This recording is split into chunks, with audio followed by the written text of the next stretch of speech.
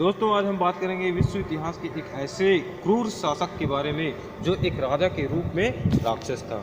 दोस्तों आइए उसकी कहानी जानते हैं। जब वो छोटा था वह चिड़ियों को पकड़कर उनकी आंखें को फोड़ देता था और उनकी पंखों को बहुत ही दरिद्रतापूर्वक चीरता था, क्योंकि उसे ऐसे करने में मज़ा आता था। दोस्तों वह सिर्फ अपने मज़े के लिए ऐसा करता था।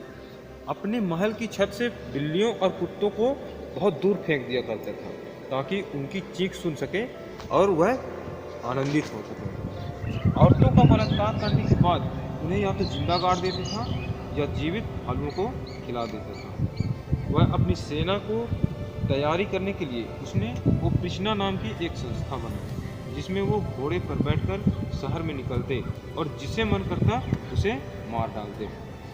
ओप्रिशना जो कि उसका संस्था था, उसमें सफल होने वाले सैनिकों को नंगी लड़कियों पर निशाना लगाने को दे दिया जाता था।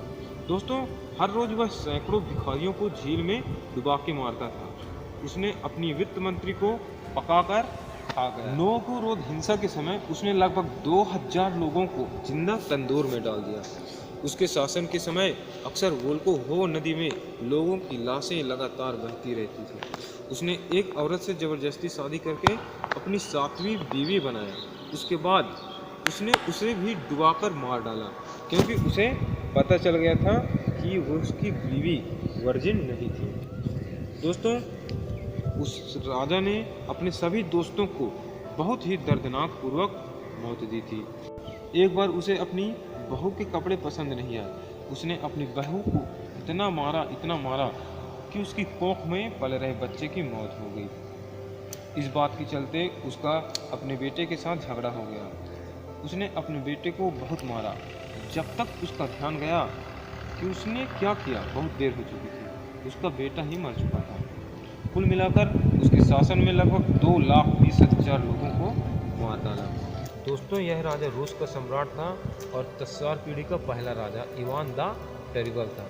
कहा जाता है कि अपने पिता को 3 साल और मां को 8 साल की उम्र में मरता देखने के बाद उसे गहरा सदमा लगा था, जिसके बाद उसके अंदर से उसकी सारी भावनाएं खत्म हो गई थी। बोल्शेविक आंदोलन के समय Vladimir Lenin Ivan the terrible का ही उदाहरण देकर लोगों को बताया जाता था कि अगर अभी तस्सार परिवार को खत्म नहीं किया तो ऐसा राजा फिर से आ सकता है और फिर रूस के लोग कुछ नहीं कर पाएंगे। वैसे इतिहासकार तो इवान द टेरिबल के बारे में जानते हैं, लेकिन भारत के ज़्यादातर लोगों को इसके बारे में कुछ भी ज्ञात नहीं है, जिस प्रकार रूस के लोगों को औरंगजेब के बारे में ज्ञात है।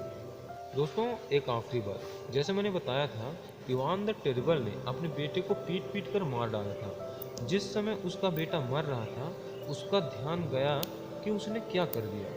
इसके ऊपर एक तस्वीर भी है जिसे रूस की सबसे मशहूर पेंटिंग में गिना जाता है।